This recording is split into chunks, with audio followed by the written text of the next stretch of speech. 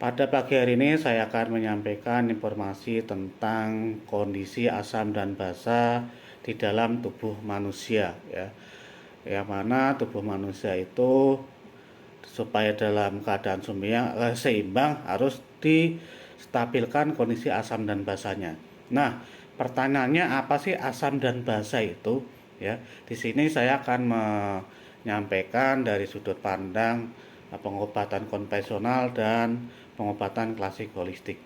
Asam dan basa menurut pengobatan konvensional, yang mana asam itu adalah merupakan zat yang dapat menghasilkan ion hidrogen ketika dilarutkan ke dalam air ya. Sementara basa adalah zat yang menghasilkan ion hidroksida ketika dilarutkan ke dalam air. Nah, keduanya tentu mempunyai ciri ya. Ciri-cirinya untuk asam biasanya itu jika dikonsumsi di lidah itu rasanya masam ya. Kemudian jika diukur pH-nya itu biasanya pH-nya di bawah 7. Sementara kondisi basa itu adalah hampir semua makanan yang berasa pahit itu bersifat basa ya. Kemudian pH-nya di atas 7. Nah, berbicara asam dan basa, tentu kita tidak terlepas dari namanya hukum berpasangan ya. Karena sudah menjadi sunatullah bahwa kehidupan di dunia ini serba ada dua, serba berpasangan, ada atas, ada bawah, ada kanan, ada kiri, ada depan, ada belakang, ada luar, ada dalam ya. Kemudian ada asam, ada basa. Kemudian dari berpasangan itulah ya nantinya akan terlahir konsep-konsep bagaimana untuk mengobati tubuh kita. Begitu juga di dalam tubuh kita ya terdiri berbagai unsur berpasangan ya. Hukum berpasangan nanti yang saya katakan sebelumnya adalah menghasilkan seimbangan ya. Yang mana keseimbangan itu berfungsi untuk menstabilkan atau mengharmoniskan kondisi tubuh kita. Kita akan mulai dengan berbicara keseimbangan asam dan basa. Keseimbangan asam dan basa itu merupakan suatu keadaan di mana ya konsentrasi ion hidrogen yang diproduksi sama dengan konsentrasi ion hidrogen yang dikeluarkan oleh sel. Jadi antara pemasukan dan pengeluaran itu adalah sama ya. Antara keluar antara masuk itu harus sama. Keseimbangan asam basa merupakan hal yang penting bagi tubuh ya agar proses metabolisme dan fungsi organ dapat bekerja optimal ya. Keseimbangan asam basa dalam tubuh manusia itu diatur oleh dua sistem yaitu organ ginjal dan paru ya. Gangguan keseimbangan asam basa yang berat dapat mempengaruhi kelangsungan hidup pasien.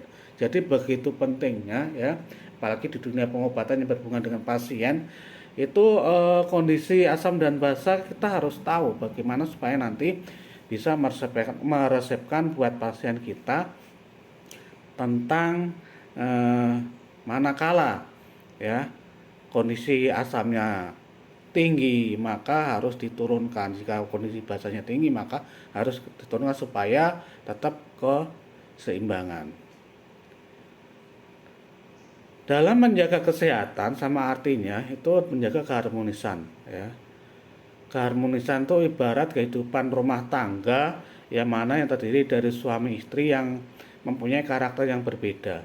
Maka jika salah satu pasangan kita ya misalkan sedang mengalami kemarahan, maka kita dua-duanya tidak boleh marah, salah satunya harus mengalah. Supaya apa? Supaya terjadi timbangan yang sama lagi. Orang marah diimbangin dengan diam. Maka kalau dua-duanya marah akan terjadi bubrah. Begitu juga dalam kesehatan kita. Jika salah satunya terlalu tinggi asamnya, itu akan membuat tubuh kita sakit. Begitu juga jika kondisi kita terlalu asam, itu juga akan membuat tubuh kita sakit. Nah, perlu diketahui semua bahwa manusia itu terdiri dari unsur roh dan jasad, ya, unsur ruh dan jasad, yang mana keduanya selalu dalam kondisi harmonis dan baik-baik saja.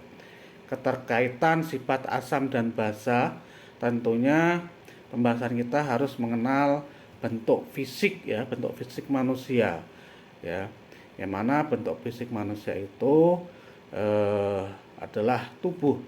Tentunya untuk menjaga kesehatan tubuh ini memerlukan namanya penjaga, ya. Apa penjaganya? Penjaganya adalah nutrisi, yang mana nutrisi nanti akan diolah menjadi materi di dalam tubuh, yaitu salah satunya adalah menjadi darah, ya.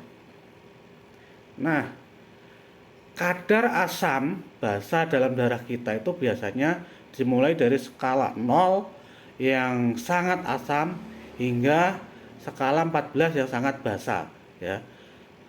Nah, berapa normalnya kondisi pH dalam tubuh kita atau dalam darah kita? Kondisi normalnya itu berkisar antara 7,35 sampai 7,45, ya. Darah seorang dinilai terlalu asam bila pH-nya kurang dari 7,35, kemudian dikatakan basa manakala dia lebih dari 7,45, ya. Artinya boleh dikatakan bahwa sebenarnya sifat darah itu juga beralkali, tapi beralkali di tingkat rendah, ya. Kondisi asam basa dalam darah kita nanti juga dipengaruhi oleh pergerakan-pergerakan kita, pergerakan tubuh kita, baik itu dalam bentuk olahraga, dalam bentuk kegiatan-kegiatan yang lain, itu akan mempengaruhi kondisi tubuh kita. Manakala kita banyak melakukan kegiatan seperti banyak olahraga, kemudian banyak jalan dan sebagainya, itu tubuh kita akan condong bersifat untuk menghasilkan asam, ya, karena kegiatan panas yang sifatnya memanaskan atau kondisi panas itu adalah membuat keasaman, ya.